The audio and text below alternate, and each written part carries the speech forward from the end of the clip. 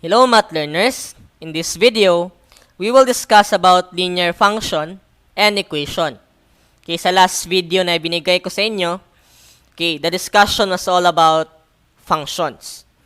And now, we will discuss about a classification of function called linear function. Okay, marami kasing classification ng function. Meron tayong tinatawag na quadratic function, cubic function, at iba't iba pang polynomial function. Okay, we have a given graph here.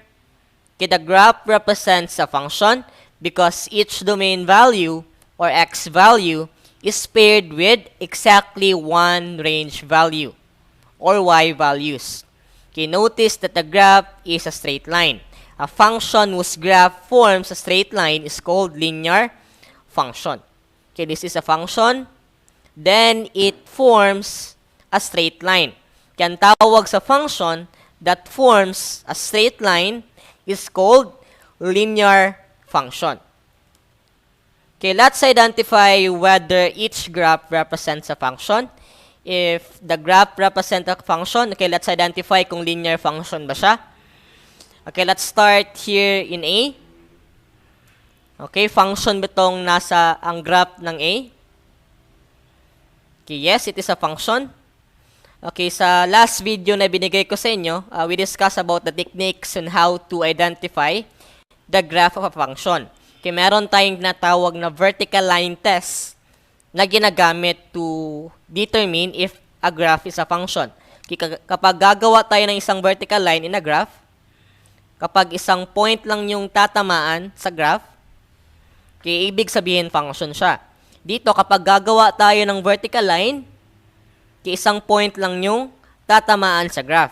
Okay, therefore, isa siyang function. Okay, each domain value is paired with exactly one range value. Okay, the graph forms a line, then it is linear function. Okay, function siya because each domain value is paired with exactly one range value. Okay, that makes the graph a function.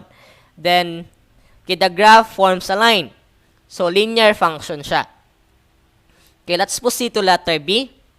Okay, let's identify first kung function ba siya.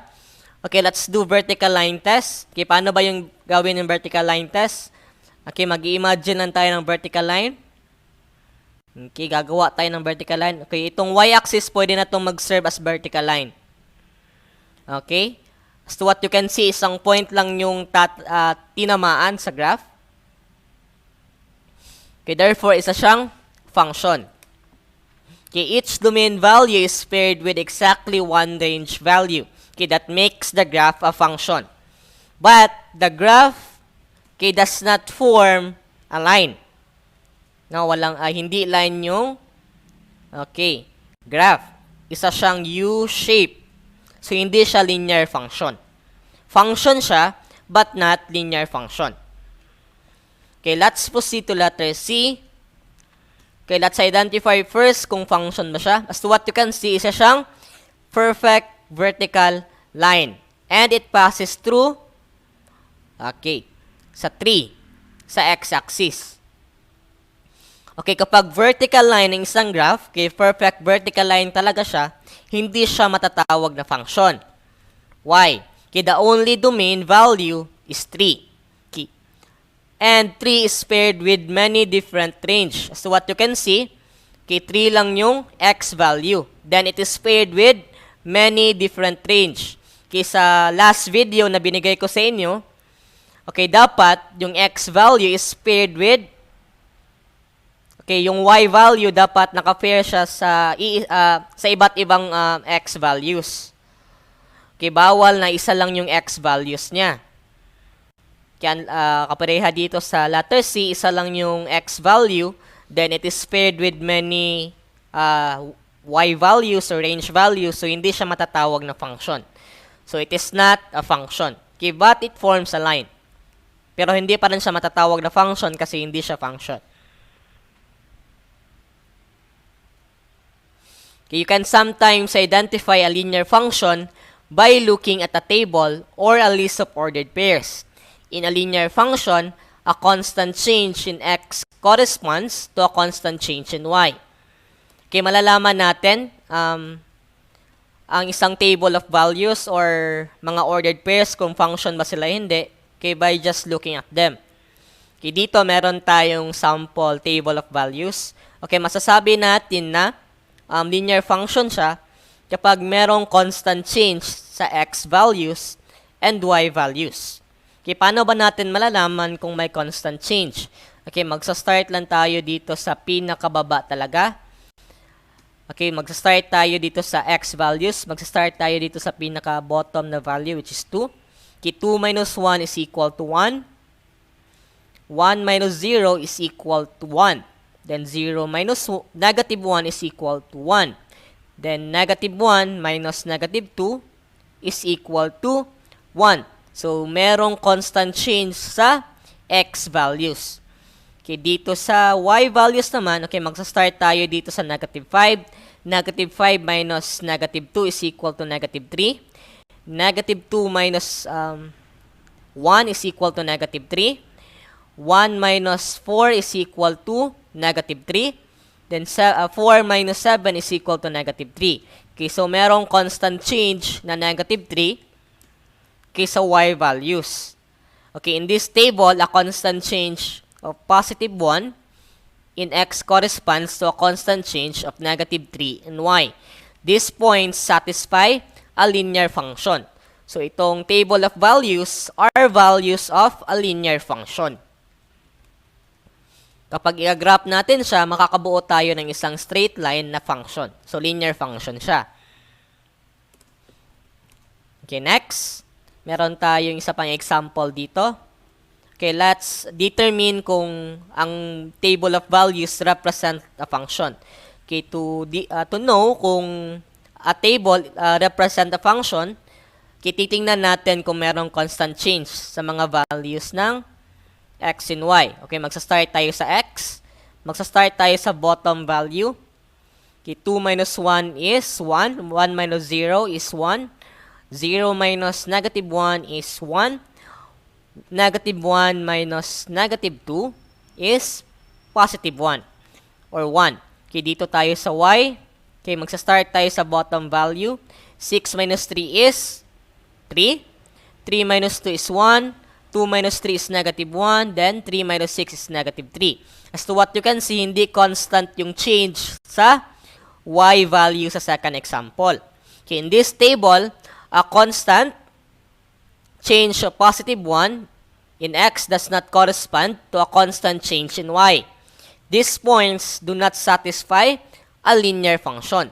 Kapag i-graph natin ang table na ito, okay, ang graph is U-shape. So, hindi siya naka-form ng line. So, hindi siya values ng linear function. Another way to determine whether a function is linear is to look at its equation. A function is linear if it is described by a linear equation. A linear equation is any equation that can be written in standard form shown below.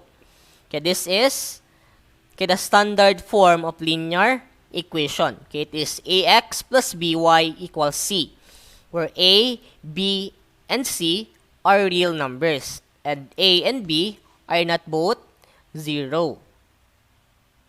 Okay, notice that when a linear equation is written in standard form, x and y both have exponents of 1. So, 1 lang yung exponent ng x dapat, at 1 ang dapat yung exponent ng y. X and y are not multiplied together. Okay, they are added together. Ax plus by, hindi sila multiplied together. And x and y do not appear in denominators, exponent, or radical sign. Okay, bawal maging denominator yung x at y, bawal sila maging exponent, at bawal sila malagay sa loob ng radical sign para matawag silang standard form ng linear equation. Okay, meron tayong linear at non-linear dito. Okay, let's start with linear. Okay, 3x plus 2y equals 10 is a linear equation. Why? Because it is written in standard form. Ax plus by equals c. So, 3x plus 2y equals 10. A here is 3, b is 2, and c is 10. Then next, we have y minus 2 equals 3x. Okay, y minus 2 equals 3x is a linear function because y minus 2 equals 3x can be written as 3x minus y equals negative 2. So, nasulat natin siya in standard form. Okay, the a here is 3, b is negative 1, and c is negative 2. And next is negative y equals 5x. It is a linear equation because it can be written as 5x plus y equals 0. Ang a dito is 5, b is 1, and c is 0. Then dito naman tayo sa not linear. 3xy plus x equals 1 is not a linear function, or linear equation rather. It is because x and y are multiplied together. So, bawal i-multiply yung x and y. Okay, dapat hindi siya multiplied para matawag siyang linear equation. Then next, we have x cubed plus y equals negative 1. X has an exponent other than 1. So, dito, hindi siya matatawag na function because meron siyang exponent na 3. Okay, dapat 1 lang talaga yung exponent ng x at y para makonsider siya as linear equation. The next, we have x plus 6 all over y equals 12. Okay, hindi siya matatawag na linear equation because y is in the denominator. Okay, bawal maging denominator yung x at y. Okay, for any 2 points, there is exactly one line that contains them both. Okay, this means that you need only 2 ordered pairs to graph a line. Again, you only need 2 pairs of ordered pair to graph a line.